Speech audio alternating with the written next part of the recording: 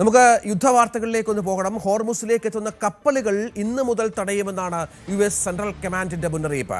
ഇറാന് toll നൽകുന്ന കപ്പലുകൾ തടയുമെന്ന് US president Trump പ്രഖ്യാപിച്ചതിന് പിന്നാലെയാണ് ഈ തീരുമാനം. യുദ്ധമുഖത്ത് പരാജയപ്പെട്ട പ്രസിഡന്റിന്റെ ഭാഷയാണ് ട്രംപിൻ്റെതെന്ന് ഇറാൻ വിമർശിക്കുന്നുണ്ട്. ഇറാന്റെ പാർലമെന്ററി നാഷണൽ സെക്യൂരിറ്റി കമ്മീഷൻ തലവൻ ഇബ്രാഹിം അസീസിയാണ് അമേരിക്കയ്ക്കെതിരെ അതിശക്തമായ വിമർശനവുമായി രംഗത്തു വരുന്നത്. ഉപരോധ തീരുമാനത്തെ പരിഹസിക്കുകയാണ് ഇറാൻ നാവികസേനാ മേധാവിയും. ഹോർമുസിൽ പുതിയ പടയൊരുക്കത്തിനിടെ ക്രൂഡ് ഓയിൽ വില വല്ലാതെ ഉയരുകയാണ്. ബാരലിൽ ഇപ്പോൾ $100 പിന്നിട്ടു എന്നുള്ള ഏറ്റവും പ്രധാനപ്പെട്ട വിവരം കൂടി പുറത്തു വരുന്നുണ്ട്.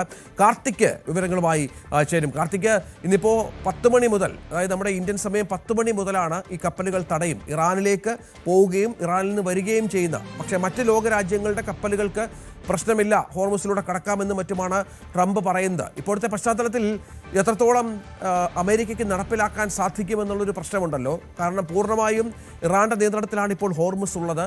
ഇന്നലെയാണ് ഒരു പ്രധാനപ്പെട്ട അമേരിക്കൻ പടക്കപ്പലിനെ അവർ തിരിച്ചുവിട്ടതും മറ്റും ചെയ്യുന്ന സാഹചര്യം വീഡിയോ അടക്കം അവർ പുറത്തുവിട്ടിരുന്നു.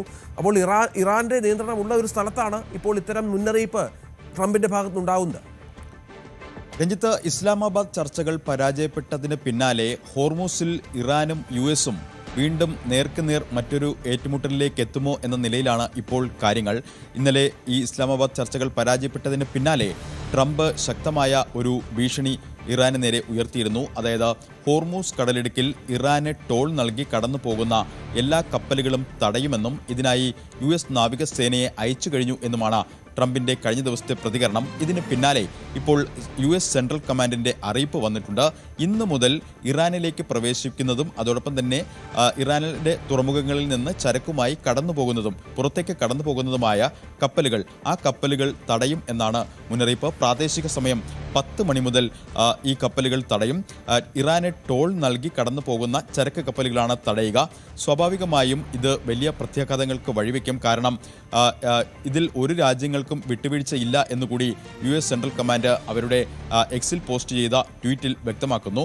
ഇത് വലിയ പ്രതിഷേധങ്ങൾക്കും വഴിവെക്കുകയും ചെയ്യും.